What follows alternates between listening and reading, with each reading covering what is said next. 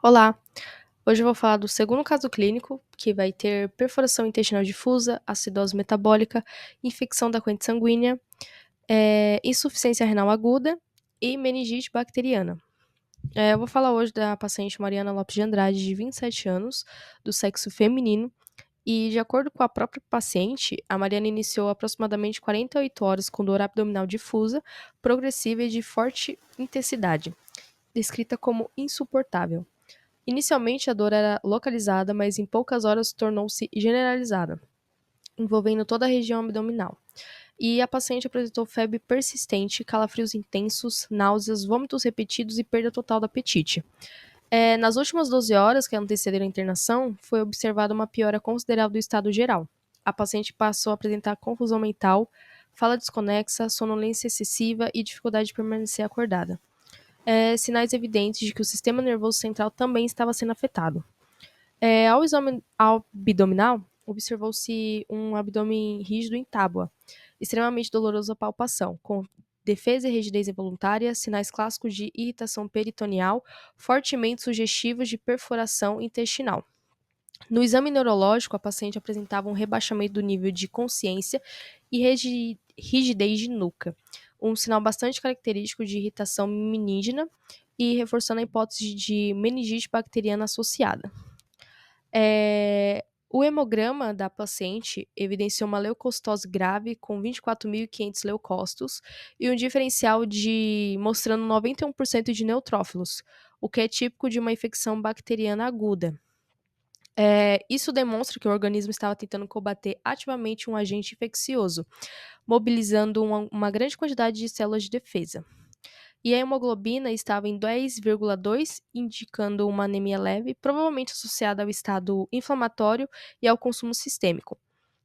As plaquetas encontravam-se reduzidas em 92.000, o que nos acende um alerta para a possibilidade de uma coagulação intravascular disseminada, condição frequentemente associada à sepse avançada.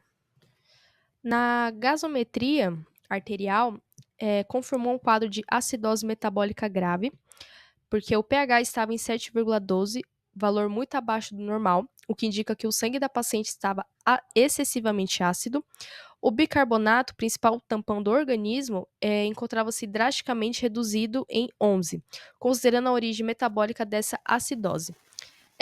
O lactato estava elevado em 5,8, o que indica uma hipóxia tecidual, ou seja, os tecidos da paciente estavam recebendo pouco oxigênio devido à falta de perfusão causada pela sepse e pela hipotensão. Esse quadro explica a hiperventilação da paciente, chamada de respiração de Kussmaul, o que é uma tentativa do organismo de eliminar CO2 e compensar a acidose.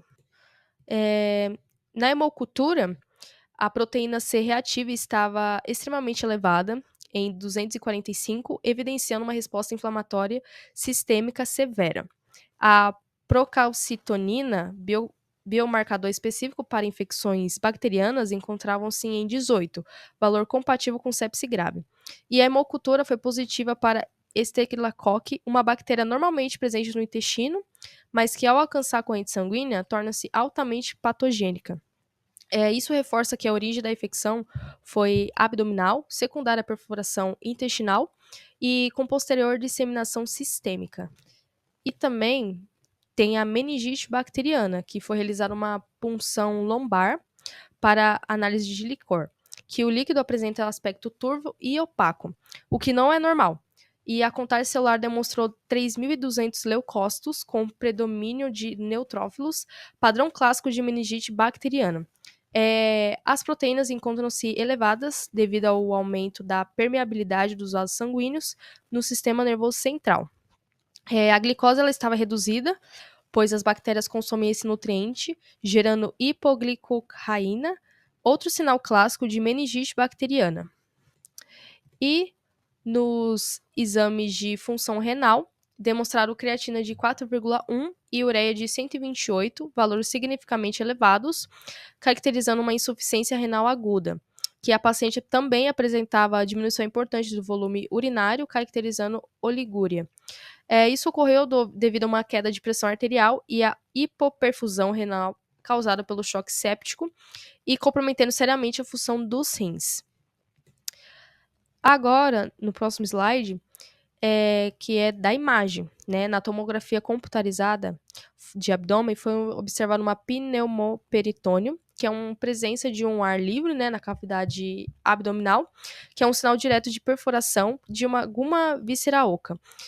Também foi vivenciada uma grande quantidade de líquido livre e processo inflamatório difuso, compatível com peritonite generalizada secundária à perfuração intestinal.